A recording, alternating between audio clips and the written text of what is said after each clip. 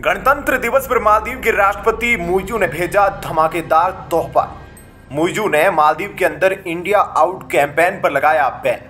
अचानक 26 जनवरी गणतंत्र दिवस में हिस्सा लेने पहुंचा मालदीव, पूरा देश हैरान। मालदीव से सैनिक हटाने को लेकर भारतीय सेना का आया बहुत बड़ा बयान। मुइज़ू ने शुरू किया भारत का समर्थन, तो अचानक क्यों भड़क गए मालदीव के पूर्व राष्ट्रपति। नमस्कार दोस्तों and welcome to planet 4।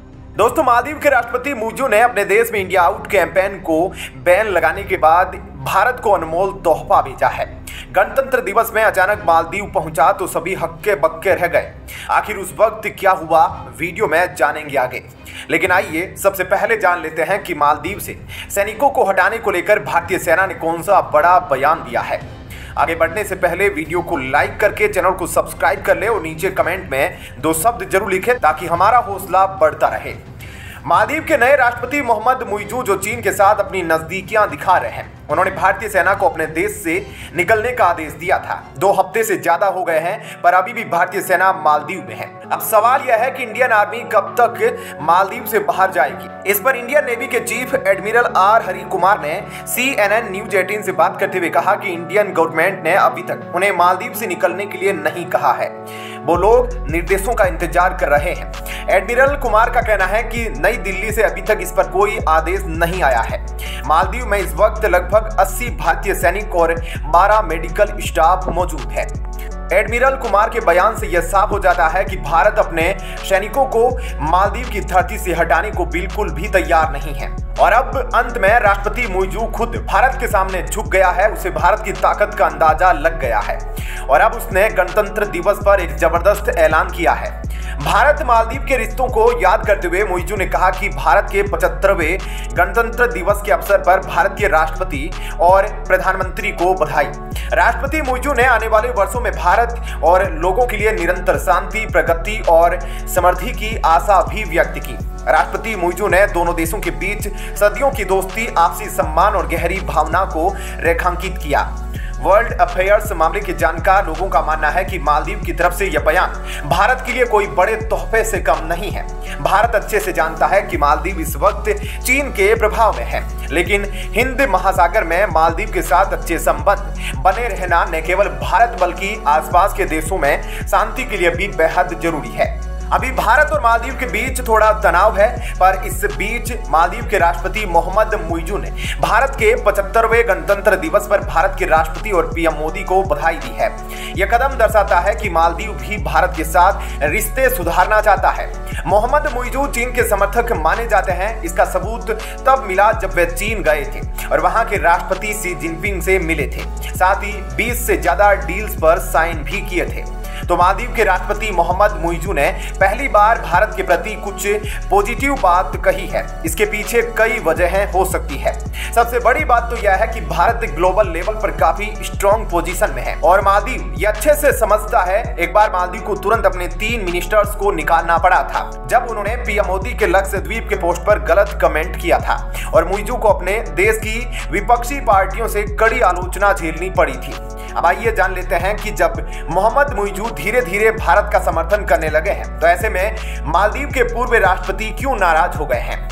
Maldives के मौजूदा राष्ट्रपति मोहम्मद मुइज़ू जो चीन के बड़े सपोर्टर हैं, वो बेहद धीरे धीरे भारत के खिलाफ फैसले बढ़ा रहे हैं। इससे पूर्व राष्ट्रपति अब्दुल्ला यामीन नाखुश है।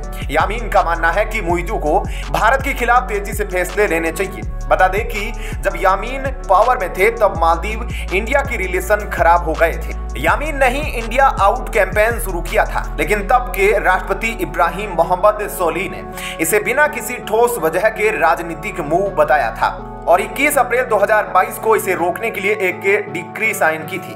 वो डिक्री अभी भी चल रही है, इसलिए यामीन के इंडिया आउट कैंपेन को ज्यादा सपोर्ट नहीं मिल पा रहा है, जिसे लेकर पूर्व राष्ट्रपति यामीन ने हाल ही में एक रैली में गुस्सा दिखाया और पूछा कि क्यों नहीं रद्द की गई वो डिक्री जिसने उनके इंडिया आउट कैंपेन को रोक दिया।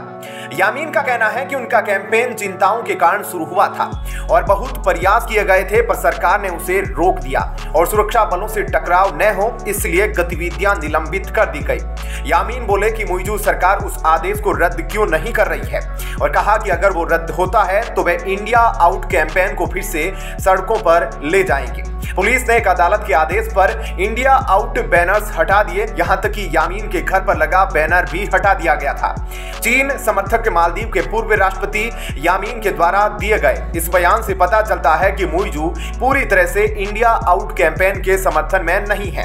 यहां से यह भी पता चलता है कि यामीन की तरफ से हजार दबाव के बावजूद मोहम्मद मुइजू अभी तक भारतीय सैनिकों को मालदीव से निकालने के लिए कोई ज्यादा प्रेशर नहीं बना पा रहे हैं। आगे सुनिए 26 जनवरी को मालदीव भारत कैसे पहुंचा, यह बताते हैं। भारत और मालदीव के बीच भले ही रिश्ते थोड़े तनाव भरे हो, पर दोनों देश एक साथ एशियाई चुनाव निकाय के इवेंट में आए। मालदीव चुनाव आयोग के बॉस फवाद तौफीक ने यह बताया है, जब से मोहम्मद मुइजू मालदीव के प्रेसिडेंट बने, दोनों देशों में थोड़ी दूरी आ गई। तौफीक अपनी टीम के साथ इंडिया आए हैं इंडियन इलेक्शन कमीशन के 75वें बर्थडे पर। तौफीक ने कहा कि मालदीव का इलेक्शन कमीशन भी इंडिया की तरह ही फ्री और इंडिपेंडेंट है। उन्होंने कहा कि वे लोग पॉलिटिक्स में नहीं उलझते और उनकी मीटिंग्स में भी राजनीति की बात नहीं होती, इसलिए उन्हें कभी परेशानी नहीं हुई। भारत और मालदीव के चुनाव आयोग एक दूसरे के काफी करीब है। तौफीक ने बताया कि AAEA की मीटिंग में एक राष्ट्र एक चुनाव की चर्चा तो नहीं हुई, पर अलग से इस बात की चर्चा हुई है। उनका कहना है कि भारत में सब चुनाव एक साथ करना बड़ी चुनौती है, क्योंकि भारत बहुत बड़ा है, लेकिन इंडियन इलेक्शन कमीशन इस काम में एक्सपर्ट है। तो वे अगर एक साथ चुनाव कराने को सोचते हैं तो अच्छे से इसका अध्ययन करेंगे। तौफीक भारत आए हैं AAEA की मीटिंग, 14वें नेशनल वोटर्स डे और गणतंत्र दिवस समारोह में शामिल होने के लिए। उन्होंने कहा कि AAEA अनुभव शेयर करने के लिए एक अच्छा प्लेटफॉर्म है। हर देश की अपनी चुनौतियां हैं, जैसे मालदीव के पास 1190 टापुओं का देश है, तो चुनाव के दौरान उन्हें अलग अलग चुनौतियां आती है। AAEA मीटिंग में सभी ने अपनी प्रॉब्लम्स और सॉल्यूशन शेयर किए हैं। बता दें कि AAEA में टोटल 7 देश हैं, भारत, रूस, उज्बेकिस्तान, श्रीलंका, मालदीव, ताइवान और फिलीपींस। भारत ने इस साल मई में फिलीपींस से 2 साल के लिए AAEA की चेयरमैनशिप संभाली है। इसके साथ ही मालदीव के पूर्व राष्ट्रपति इब्राहिम सोली ने भी 75वें गणतंत्र दिवस के अवसर पर भारत को बधाई दी और उन्होंने दोनों देशों के बीच अटूट रिश्ते को बढ़ाने की आशा व्यक्त की। उन्होंने अपने एक्स हैंडल पर लिखा कि भारत के 75वें गणतंत्र दिवस के खुशी के अवसर पर मैं राष्ट्रपति मुर्मू, प्रधानमंत्री नरेंद्र मोदी, सरकार और भारत के लोगों को शुभकामनाएं देता हूं। हाल ही में मालदीव की दोनों विपक्षी पार्टियां मालदीव डेमोक्रेटिक पार्टी MDP और द डेमोक्रेट्स खुलकर भारत के समर्थन में आ गई है। इन पार्टियों का भारत समर्थित बयान मालदीव सरकार के उस बयान के बाद आया है, जिसमें सरकार ने कहा था कि उन्होंने चीन के एक जहाज को माले बंदरगाह पर रुकने की अनुमति दी है। दोस्तों, आप नीचे कमेंट में बताएं कि भारत के लोग टूरिस्ट बनकर सबसे ज्यादा किस देश में जाते हैं, दुबई या मालदीव। जाने से पहले वीडियो को लाइक करें, चैनल को सब्सक्राइब कर लें। तुरंत आ रहा हूं एक और नई अपडेट लेकर। वीडियो में अंत तक हमारा साथ देने के लिए धन्यवाद। नमस्कार।